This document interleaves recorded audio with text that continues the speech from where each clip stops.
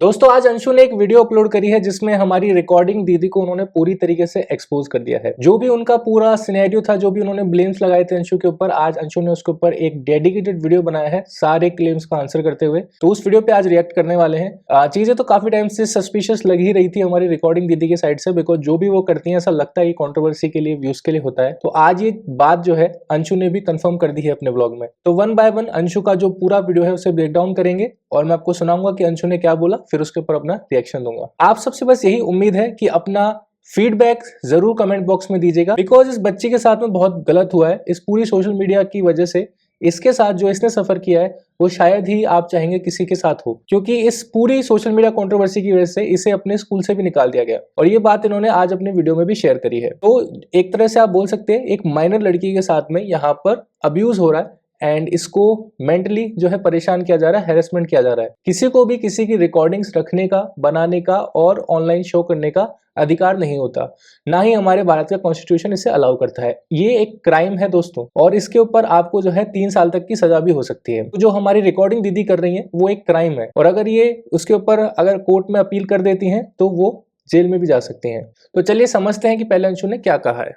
रोज एक एक टॉपिक को मत लेकर आओ, एक दिन में एक बार बात करो और सब खत्म करो, और सिर्फ खुद के बोलने की जगह सामने वाले की भी सुनो। एक एक करके अगर वीडियोस नहीं आएंगे तो दीदी के चैनल पे कंटेंट कैसे आएगा?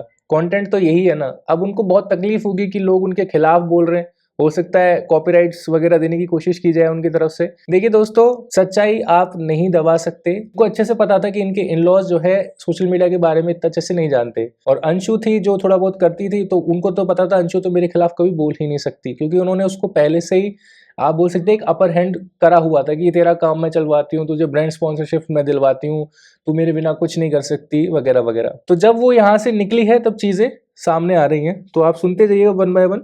कभी सुनो, ये चीज नहीं कि आप खुद खुद का बोल रहे हो। आपने वो चीज तो नहीं बताई कि मम्मी के साथ क्या हुआ। मम्मी के यहाँ पे सिर में जो इतना मतलब लगा था उनका पूरे फेस पे, आपके फोन में आज भी फोटोज होंगे उस चीज के कि आपने उनके साथ क्या करवाया है ना। यहाँ पे पूरे फेस पे नील पड़ रहा है, यहाँ पे माथा सिर में पिलर में लग गया, उनके हाथ पे वो नील पड़ रहे हैं। उन चीजों का तो कभी नहीं बताया आपने। आप उन चीजों को उनको कैमरे से बल्कि ऊपर टीवी में से देख रहे थे।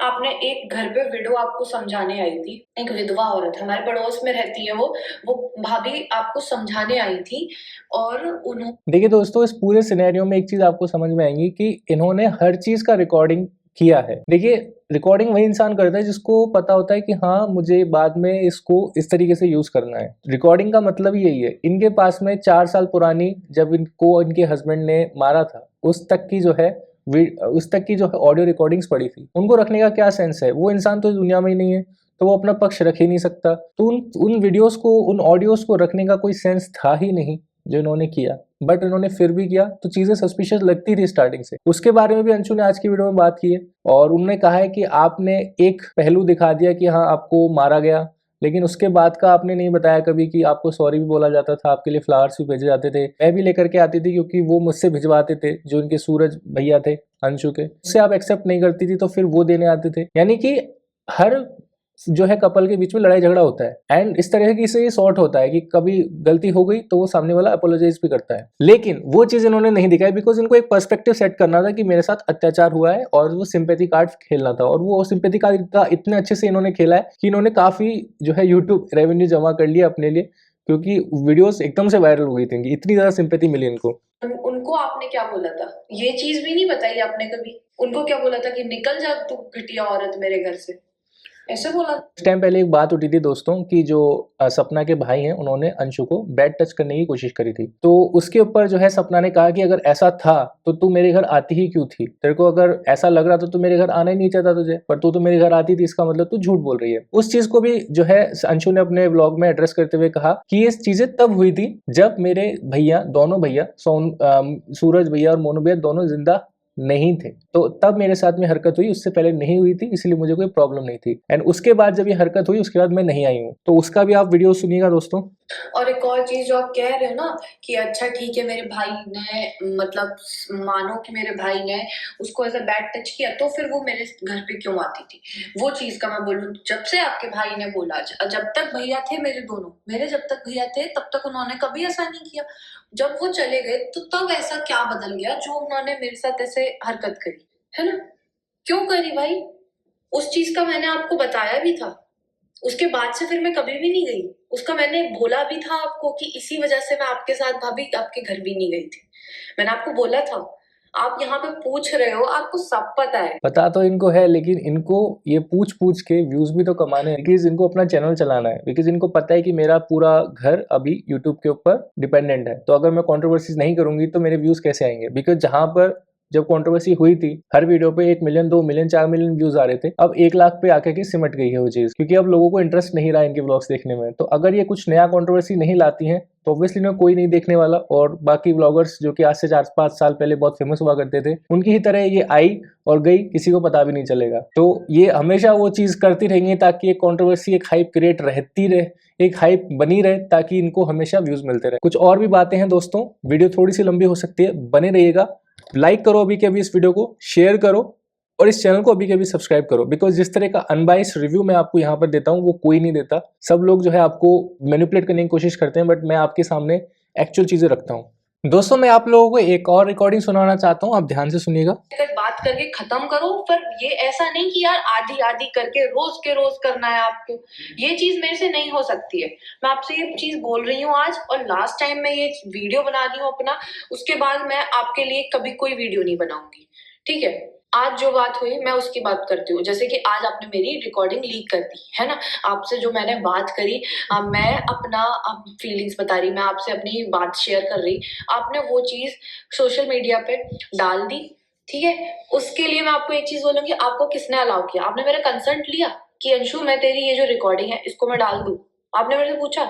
आपने मेरे व्हाट्सएप को, अपने जो वो मैकबुक था उसमें आपने, मतलब मेरा खुल रहा था व्हाट्सएप, उसमें से आपने पापा की जो वीडियो भेजी थी उसको आपने डाल दिया यूट्यूब पे कि देखो ये स्कूटी ले रहे हैं, इनको कितनी खुशी है, ऐसे करके आपने डाल दिया। आपको पता है पापा पल्सर नहीं चला पाते, वो ओवरवेट है, वो पल्सर नहीं चला पाते, कार चलाना उनको आता नहीं है, ठीक है? पैदल जाए वो ऑफिस।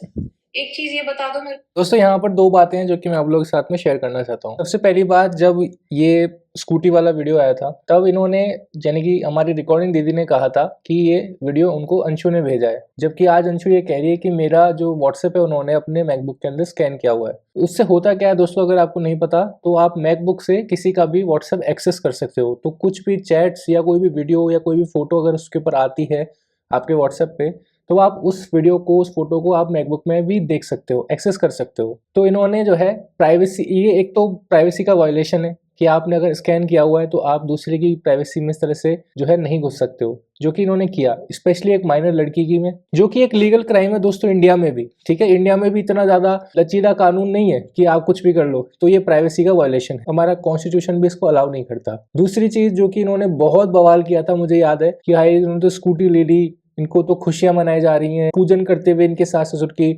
वीडियो थी कि तो देखो कितना खुश हैं और ये यहाँ पर मैं रो रही हूँ। और ये सिनेरियो कब का था? जब इन्होंने अपना ससुराल छोड़ा था।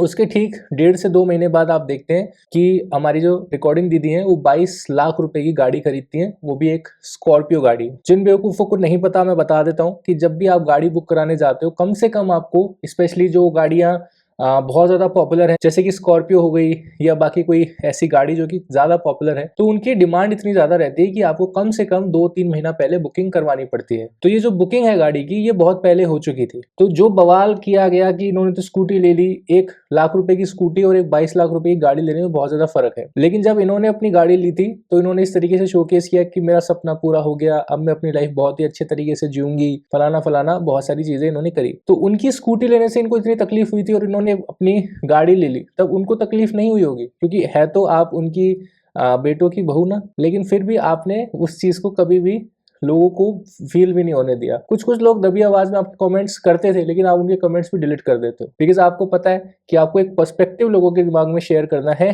कि मैं बेचारी हूं और जैसे तैसे मैं आगे बढ़ रही हूँ। वो पर्सपेक्टिव तो मैंने आपका बहुत पहले ही तोड़ दिया कि जो लोग इन्हें बेचारी समझते हैं, जिनको लगता है कि हाँ ये कितनी बेचारी है, वो बेचारी लड़की जितना आपकी पूरी फैमिली जो है साल भर में कमाती है वो एक महीने में कमा लेती है। तो जितनी आपके पास रिसोर्सेस हैं उससे 10 गुना 100 गुना रिसोर्सेस उसके पास है, बिकॉज वो आपसे पैसा भी 10 गुना ज्यादा कमा रही है। तो धीरे धीरे लोगों को ये चीजें समझ में आ रही हैं। अब रही बात अंशु की, तो अंशु के साथ में ये जो प्राइवेसी का वायलेशन हुआ ये बिल्कुल भी सही नहीं है। आप किसी का इस तरीके से आप उसकी चीजें एक्सेस नहीं कर सकते। एक और यहाँ पर सिनेरियो है जो कि मैं आपको बताना चाहता हूँ, जो कि अंशु ने शेयर किया आज की वीडियो में, सुनिएगा। एक यार इस चीज का भाभी आपको थोड़ा सा ध्यान रखना चाहिए, क्योंकि इस चीज से पहले ही मेरे को बहुत प्रॉब्लम आ चुकी है। मेरा जो स्कूल में एडमिशन हुआ था उससे मेरे को निकाल दिया गया, क्योंकि आपने जो पापा की रिकॉर्डिंग डाली थी उस व्हाट्सएप में उस लड़की का नंबर दिख रहा था जिससे मैं कल या परसों मिली हूँ, और उस लड़की के पास इतने कॉल्स पे कॉल्स आ रहे थे, 100,000 कॉल्स आ रहे थे उस लड़की के पास कि मतलब अंशु से बात करा दो, अंशु से बात करा दो, आप उसके फ्रेंड हो क्या। उस चीज की वजह से मेरे को मेरे स्कूल से भी निकाल दिया गया। वो चीज भी मैंने कब आप ये सारी चीजें कर रहे हो। अब इसको आप क्या बोलेंगे? एक लड़की जो कि आगे बढ़ना चाह रही है, पढ़ाई करना चाह रही है, नया स्कूल में उसका एडमिशन होता है क्योंकि वो इनसे अलग जा करके रह रही है, अब उसे स्कूल से निकाल दिया जाता है, ह्यूमिलिएशन अलग फेस करना पड़ता है। और जब आप एक अच्छे स्कूल से निकाल दिए जाते हो तो आप अगर कहीं अच्छी जगह एडमिशन लेने की कोशिश करते हो तो आपसे पहली बात तो आपका एडमिशन लिया नहीं जाएगा, क्योंकि आपसे 100 सवाल पूछे जाएंगे कि आपको पिछले वाले स्कूल से क्यों निकाला गया, क्या ऐसे रीजंस थे, क्या आपका कैरेक्टर सही नहीं है। जो आपको मिलती थी ना एक टीसी, जिसको हमारे पुराने ज़माने में बोलते थे, एक होता था कैरेक्टर सर्टिफिकेट, एक ट्रांसफर सर्टिफिकेट जो होता था, उसके साथ साथ एक कैरेक्टर सर्टिफिकेट भी मिलता था कि ये बच्चा कैसा है। तो अगर किसी के रिमार्क लग गया तो ऑब्वियसली कोई अच्छा स्कूल तो उसे एडमिशन भी नहीं देगा। ये आपकी सोशल मीडिया का जो ये पूरा बवाल है उसकी वजह से एक लड़की की लाइफ भी खराब हो सकती थी, क्योंकि अगर वो आगे पढ़ेगी नहीं ढंग से, अच्छे स्कूल में नहीं पढ़ेगी तो उसका क्या फ्यूचर है। बट ये सब चीज़ें आपने नहीं सोची, बिकॉज आपको लग रहा है कि अरे सोशल मीडिया कंट्रोवर्सी करो, पैसा छापो, और जब तक चल रहा है तब तक चलने दो, बाकी अपना बिजनेस आप धीरे धीरे स्टार्ट कर ही रहे हो, बिकॉज आपको सलाह देने वाले लोग तो बहुत है कि आप ऐसा कर लो वैसा कर लो। वो चीज़ गलत नहीं है, देखो पैसा कमाना कोई गलत चीज़ नहीं है दोस्तों, लेकिन लोगों को मैनिपुलेट करना गलत है। बहुत सारे लोग कभी कमेंट्स में लिखते हैं कि भैया वो पैसा कमा रही है, आपको क्या तकलीफ है। तो तकलीफ नहीं है दोस्तों, तकलीफ किसी को नहीं है, बिकॉज वो तो क्या ही कमा रही है, उनसे बहुत ऐसे लोग हैं जो कि उनसे 10 गुना कमा रहे हैं। और लाइफ सोशल मीडिया पे नहीं चलती दोस्तों, लाइफ जो है सोशल मीडिया के बाहर भी है। बहुत सारे लोग हैं जो कि ऑफलाइन उनसे 50 गुना ज़्यादा पैसा कमा रहे हैं, ठीक है ना। और भगवान की दया से मेरे पास भी कोई कमी नहीं है। तो मैंने हमेशा से बोला, ये जो चैनल मैंने स्टार्ट किया था ये मैंने अपना पॉइंट ऑफ व्यू शेयर करने के हिसाब से किया था। मेरा कोई ऐसा मॉनेटरी बेनिफिट लेने की कोशिश नहीं थी इससे। हाँ, एक पार्ट है यूट्यूब का, जब आप यूट्यूब पर वीडियोस बनाते हो आपको पैसा आता है, बट इतना भी ज़्यादा नहीं मिलता कि आप उसके ऊपर सस्टेन कर सको। तो ये बस हमारा एक करियर है कि आप लोगों से कनेक्ट होने का, बस। मेरा ऐसा नहीं है कि मेरे को पैसा कमाना है, मेरा कोई परिवार चलाना है, ऐसा कुछ नहीं है, ठीक है। ये जो सेटअप वगैरह आप देख रहे हैं, माइक देख रहे हैं, जिससे ये वीडियो बन रही है, ये 1.5 लाख रुपए का आईफोन है दोस्तों। तो ये सब चीज़ें मेरा यूट्यूब से कमा के नहीं आई है, ठीक है ना। तो दिमाग से सोचा करो। तो दोस्तों सबसे पहली बात जो कि मैं रखना चाहता हूँ, तो कुल मिला के इन शॉर्ट जो बात है मैं आप लोगों के सामने यही रखना चाहता हूँ कि जिस रिकॉर्डिंग दीदी को हमने इतना ज़्यादा सपोर्ट किया उनके बुरे टाइम की वजह से, उनके स्ट्रगल की वजह से, आज वो चीज़ें समझ में आ रही है कि उनकी वजह से बहुत सारे लोगों ने सफ़र किया है, लाइफ्स उनकी खराब हुई हैं। एंड जिस तरह का पर्सपेक्टिव फैलाने की कोशिश की गई है, जिस तरह का लोगों के सामने अपना एक पीओवी उन्होंने फैलाया है, वो चीज़ सही नहीं है। ये इस तरीके से नेगेटिविटी के साथ लाइफ में आगे नहीं बढ़ पाएंगे। इनको बहुत सारे लोगों ने समझाया, प्लीज़ आप ये सब कंट्रोवर्सी से दूर हट जाओ, जो हुआ सो हुआ, आप गलत हो या आप सही हो, अब डजेंट मैटर। आप अपना एक फ्रेश स्टार्ट करो, बच्चियों के लिए करो, कंट्रोवर्सीज मत करो। जो आप डेली बेसिस पे कर रहे हो उसको आप व्लॉग में शेयर करो, पॉजिटिविटी शेयर करो। पॉजिटिविटी नहीं है तो कुछ ऐसी बातें शेयर करो, कुछ ऐसा टैलेंट आप में है तो शेयर करो। बट इन दीदी के पास वो कोई टैलेंट नहीं है, इनके पास एक ही टैलेंट है, कंट्रोवर्सीज करना, रिकॉर्डिंग शेयर करना, लोगों को नीचे गिराना। तो ऐसे लोग फिर ज़्यादा दिन सस्टेन नहीं करते। बहुत सारे ऐसे ब्लॉगर्स आए जिन्होंने ये सब काम किए, एक टाइम बहुत अच्छा पैसा कमाया उन्होंने, लेकिन आज वो लोग कहाँ हैं? कहीं नहीं है। तो अगर आपको सस्टेन करना है तो आपके पास कुछ तो टैलेंट होना चाहिए। देखिए सोशल मीडिया आज आपको पसंद कर रहा है, हो सकता है 6 महीने बाद यही लोग जो कि आपको आज पसंद कर रहे हैं गालियाँ दे रहे होंगे। एंड ये हुआ है, मैंने आपको एग्जांपल दिया कि जहाँ 1-1 मिलियन लोग देख रहे थे, यानी 10-10 लाख लोग देख रहे थे, आज 1 लाख लोग भी ठीक से नहीं देख रहे हैं आपको। क्यों? क्योंकि उनको समझ में आया है कि हमको बहुत ज़्यादा सी बनाया गया है इनके द्वारा, अब वो नहीं बनना चाहते। बहुत सारे लोगों ने तो आपको अनसब्सक्राइब करके डोंट रिकमेंड पे डाल दिया है, और यही चलता रहा तो आपकी 50% जनता आपको अनसब्सक्राइब करके चली जाएगी और आपका चैनल बस एक डेड चैनल की तरह रह जाएगा। ये सेम चीज़ अभी हुई है एक ब्लॉगर के साथ में, जिसका नाम है प्रियंका हार्डवर्क। देख लेना उसका चैनल जाके, 1-1 लाख व्यूज़ आ रहे थे, 2-2 लाख 3-3 लाख व्यूज़ आते थे, लेकिन उसकी हरकतों की वजह से आज 20,000 व्यूज़ भी नहीं आ रहे। बस that's it. So I think आप लोगों को मेरा पॉइंट ऑफ व्यू समझ में आ गया होगा। मिलते हैं नेक्स्ट वीडियो में दोस्तों, तब तक के लिए आप सभी का दिन शुभ रहे। जय श्री राम।